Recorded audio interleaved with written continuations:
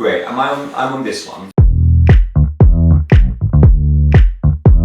going to screw up your surname. Rhiannon Llewellyn. That was beautiful.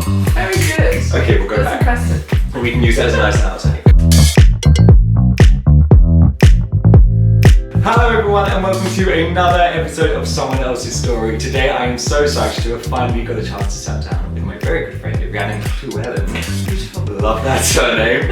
As she shares a little bit about her life as an opera singer.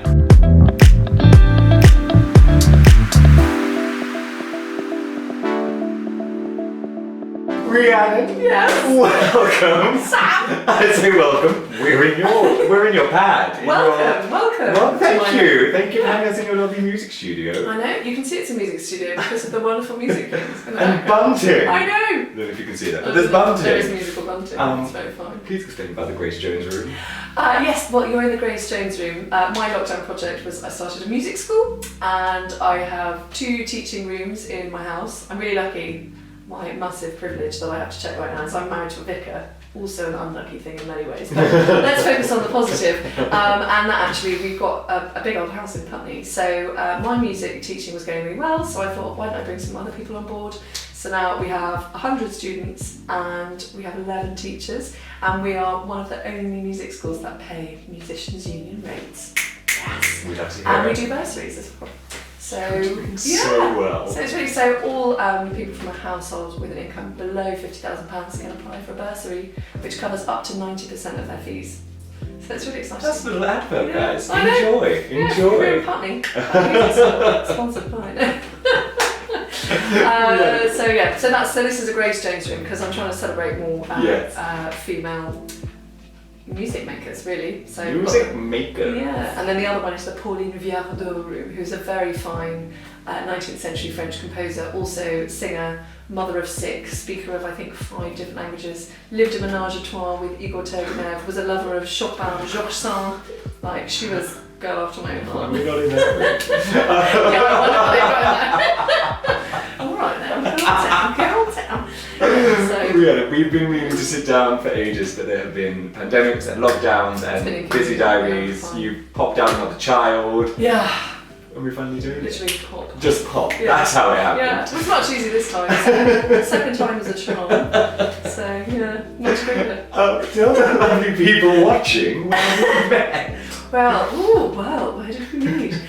Some enchanted evening. That was actually at East 15 Drama School. We had been brought on by the lovely Karen Rabinovitz. Hi Karen. Hi Karen, if you're watching. Look at this love affair that you've created. So we were brought on as singers, me from Opera World and you from the Music Theatre World. I pretended I could do opera. You pretended, did you? I did a thing. Oh, did you? That. Oh, I wasn't doing that. They were like, we're looking for a crossover person. I was like, sure.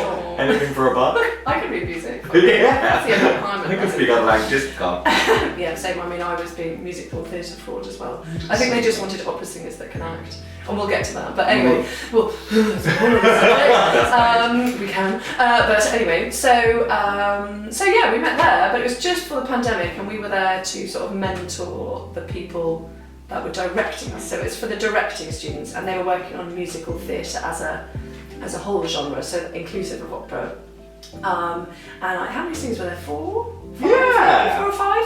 So we'd been brought in, but it was this really kind of weird shift in power because obviously normally the director is sort of the big guy in the room, but it was much more equal because sometimes I did have to stop. I mean, I'm sure you would have done, and I've just done the project again this year. You were busy doing school of rock on tour. Guys. We missed you, but I was out of work those 2 weeks, so I could do it.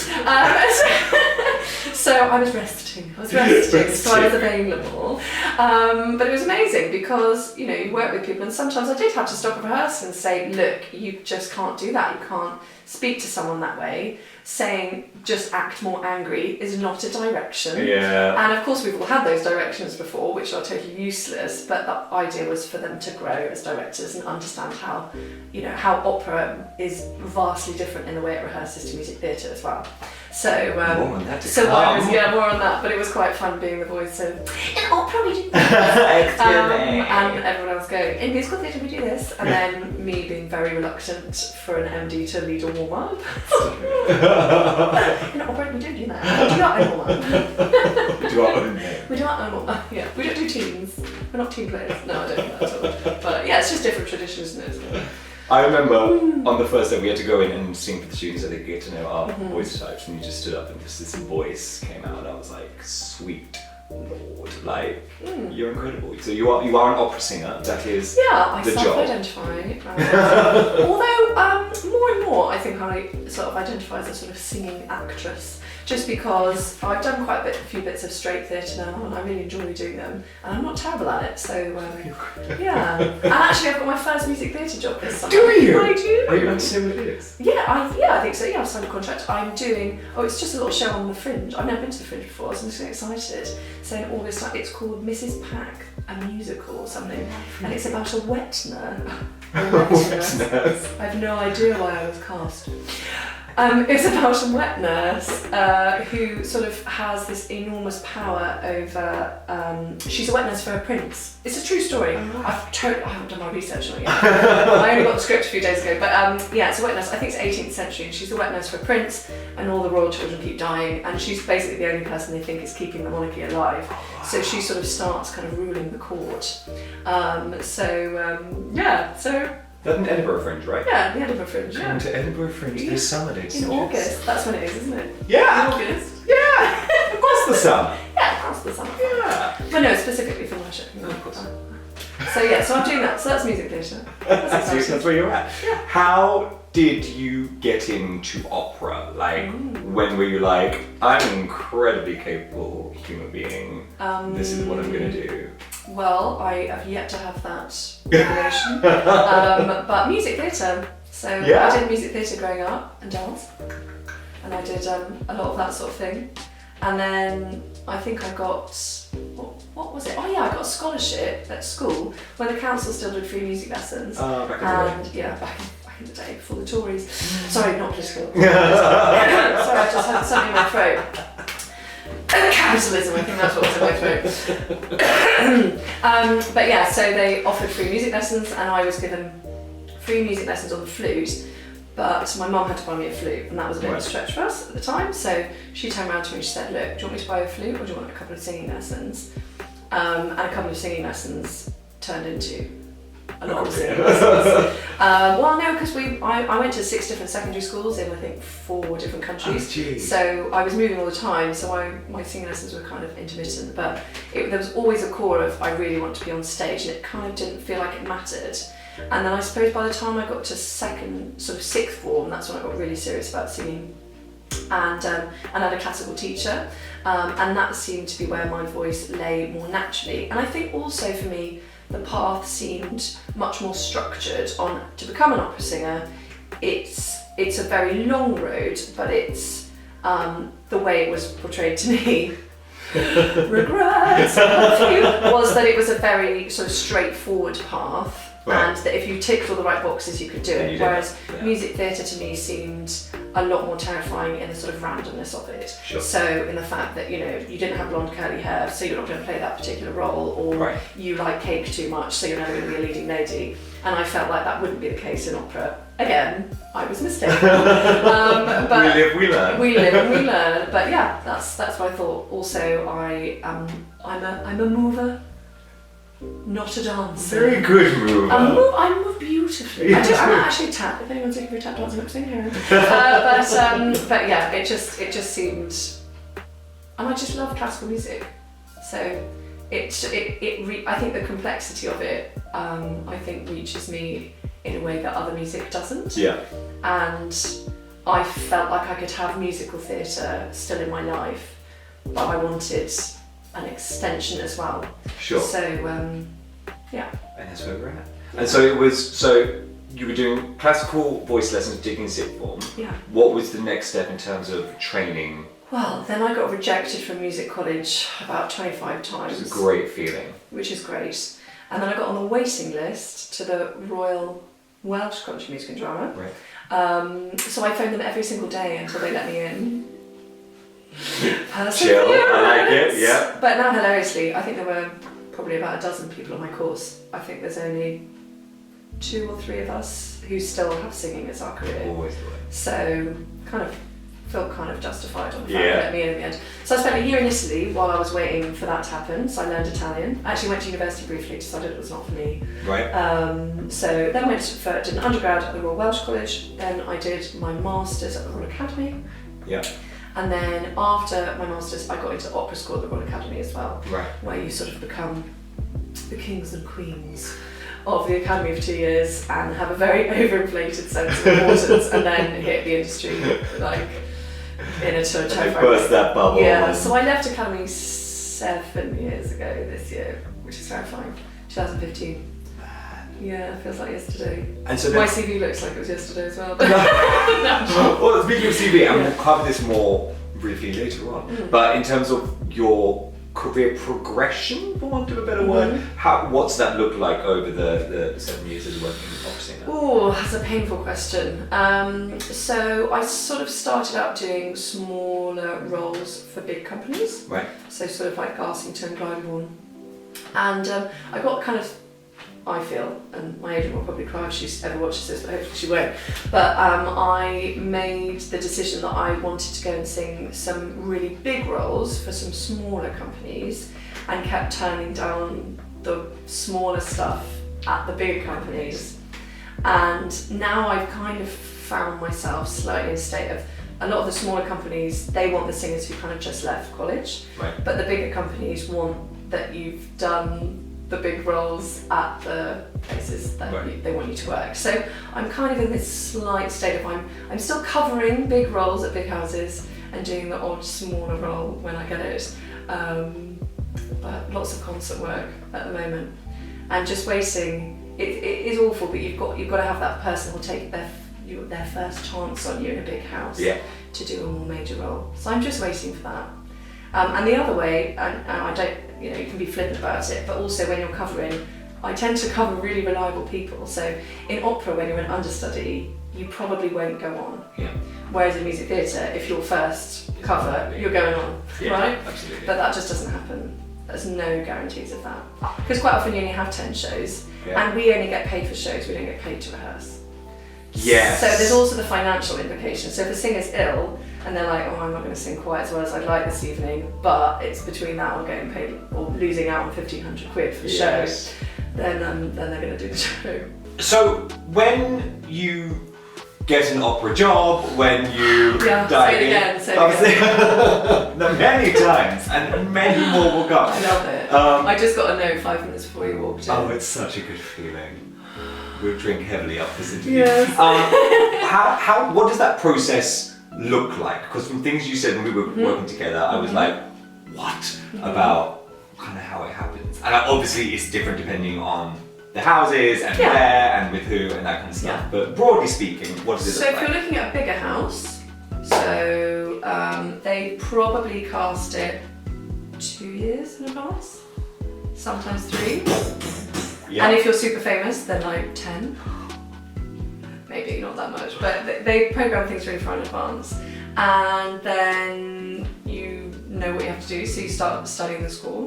Before that, audition-wise. Oh, audition-wise. What's that? Like, is that, as my understanding of an audition, where I go with my 32 bars and I'm like, thank you, good night? Or, no, 32, definitely more than 32 bars. So in this country, generally, if you're, let's say they're doing Owen and I'm auditioning for Mimi, right? So she's got 2 arias, so I'd probably prepare one or both of those and take them, and then I'd take something else in the style of. Right. And if they were casting something else, maybe as well, that I knew was happening and that I was interested in, I might take something else. Because again, they're all, quite often, especially with the bigger houses, when you're auditioning for something, you might not be right for that, but they might ask you for something else. Nice. So, there've been companies that I've auditioned for something, I've not heard anything, and then 6 months later they phone me up and they say, actually, can you come and do this other thing? Because we really liked you, we just didn't want to give you that role. We're like, could have written no thank you, fine. So that's kind of how that works. But in Germany, you would have like an audition package that you kind of put together of maybe 6 arias or something, and then because the opera system is like crazy different in Germany, it's kind of amazing, but it's really different. It's very German, and I mean that in the best sense. So orderly, succinct. Very much so state funded. Nice. Yes. So all the people who work for the opera houses, so they have an ensemble, a professional ensemble. So as a soloist, you are full-time employed. So you have maternity leave, sick pay. What are these things you talk of? Rights, just basic rights, you know. And in this country, there are no ensembles like that. So if you're a soloist, you are on your own. You're freelance. Good luck. Godspeed. So yeah, the auditions. But normally you would sing at least one aria. Right. If they like you, they'll ask you to sing something else. Sometimes they won't, even if they do like you.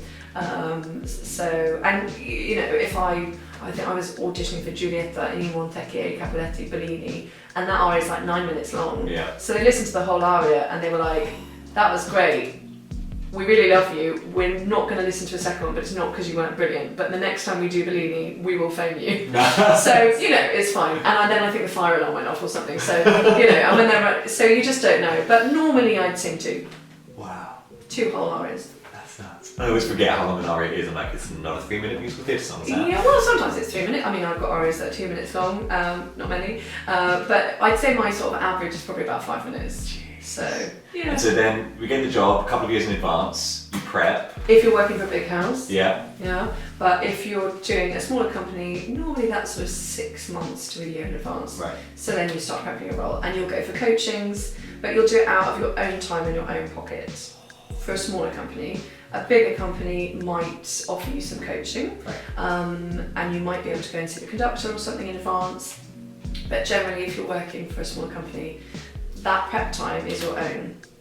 So you have to pay for all of your coaching, all of your lessons yourself. Whoa. So you have an initial, I mean, I'd say sort of on average, if I prepare a role really well, I'd say it probably costs me about £1,000 to prepare something, you know, a major role really well. I don't always, but in an ideal world, that's, if it was something that was totally new to me, that's what I'd want to budget in my head. And I'm not asking wages because that's out of order. I actually like talking about it. Do you? Okay, yeah. So in terms of, my question was, do you, does that investment come back? Are you like, it's okay, I'll pay this £1,000 2 years before, but I'm getting X amount back? It depends. I've worked for bigger houses where I've done smaller roles and got paid like 250 quid a night, but there's only 10 nights. Yeah. So that's £2.5 grand for like 3 months work. Oh. But again, that's a really small role, so you're not going to be spending £1,000 on coaching. Right. And actually, quite often you can fit that around lots of other work. Also, there's a lot more concert work for us than there is for music theatre people. Yeah. So like I spend most weekends doing like a recital or some oratorio, and you quite often, like I probably, me personally, and again most people don't like talking about money, but I believe we should be more open about it in the industry, but I'd say that average money I probably earn from doing that is probably about £500, 4 or 5. For one? For one evening. Jeez Louise, cool. Well, you do an afternoon evening, but again, you've got to learn all the music in your own time. Yeah. So you have to be totally confident that you can turn up for a full orchestra and choir. Like last night, I actually did a jump in and I had 24 hours to learn all the music, but I had like 40 minutes of music to perform with a choir of like, I don't know, 80 and an orchestra of probably about, I guess, 60 or something. And you've got to be totally confident that you can do it without making any mistakes. 24-hour jump. Like no one's gonna get the piano. No, they didn't. But it's okay. It was a total joy to do it. It was really great. But and in a way, I couldn't work for more than a day on it because I only had a day. So I was like, this is as good as this is ever going to be. Yeah, if I did make one tiny mistake that no one else would have noticed apart from me and the conductor. But I just got anyway, I won't go into it, but yeah. So we have more concert work, but then sometimes, I once flew out to some crazy birthday party. I got paid like £2,000 for singing one song. First, it wasn't Happy Birthday. In fairness, there were a lot of fireworks. I can't talk about that gig because it was like, I don't think I signed an NDA, but it was a bit exclusive. But still, then opportunities come up like that. So you kind of get I'm going to do this tiny little production of Figaro and I'm getting paid £8 a night and no rehearsal fees. but there's 20 shows, and that's going to take up 2 months, but I'm going to fit in my teaching work around it. Nice. Or you get a decent job, well, not a decent job, but a better paid job at a bigger house, and they can guarantee you a certain amount of money. And then you can chill and you don't have to do the side hustle. But we don't have equity minimum. Great. So if you're in the chorus, you might be able to be on equity minimum. And actually, Glyndebourne Chorus, they're great. They try and get all their members to sign up to equity, and they really look after their chorus. That is really good. Good. So yay, Glyndebourne. I love working for Glyndebourne. They're so good. I've been really lucky to work for them. But if you are a soloist anywhere else, you are not getting paid equity minimum. So I mean, I've done work in other places where I'm covering, and covering you generally get paid by the week plus. You'll get like a fee per night. If you got one. And I've worked for very, very big companies in this country where I've been paid well under £400 a week. And no expenses. And then you get like but that's normal. I'm not saying that as like, oh, that's terrible. That's just that's just what they can pay. They're not doing it to be mean. Like, it's not like there's some fat cat at the top in an opera company. Oh, like, that's not. It's all mine. No, so it's just it's an expensive art form to put on, and it's not very commercial. And so when you're in the thick of it, the job, scheduling, this blows my time mind. It's not 8 shows a week. That's not a situ. I have done stuff like that. Right. As a sort of singer actor. Yes. I've done 10 shows crossover. Acting and singing at the same time. What is this witchcraft? Actually very pregnant. I did 10 shows a week for about 5 months. How was that in terms of you going from because what's the standard opera schedule in terms of shows per week? Unlikely to do more than 3. Stop it. And why is that because of the strain and the fact that it's so physical and like you guys sing with your entire bodies? But it's the you just need to I don't know, maybe look after the kid. I don't know. I would just, if someone said to me, oh, you've got to sing the Countess 5 nights in a row, I'd have an absolute I just couldn't do that. So it's interesting. It's just the way it is, just the way it's done. I just don't think it's possible. Yeah. And how did you find going from 3 shows a week, 5 shows a week, to 10 shows a week in your crossovers? It was okay because I was mic'd. Yay for microphones! Microphones are cheating, but they are useful. Yeah. They ping you out. Yeah. So I had a microphone, so it's fine. So the thing that was more difficult was actually getting to and from the theatre, because it was like I had to leave about 3 hours to get there every day and 3 hours to get home, and being very, very increasingly pregnant and wearing, I think it was 20 kilograms of black Tudor velvet. As well, yeah. So they sort of loosened it, because I didn't tell them I was pregnant at first, because I'd been fired from 2 shows for being pregnant. 2 opera shows. If you're watching this, you know who you are. Are they allowed to do that?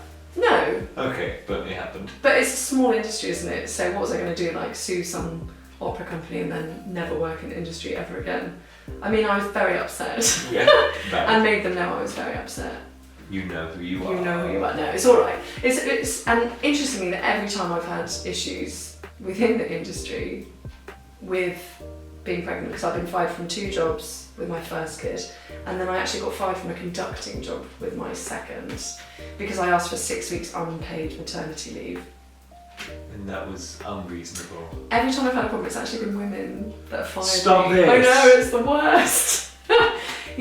So it's just, it's a shame. But also when you get married and you have kids, I had casting directors saying like, great, so, you're not, I said, a company I was working for, and they said, I said to them, can I come and audition for you for next year, because I'd worked for them for the previous couple of years.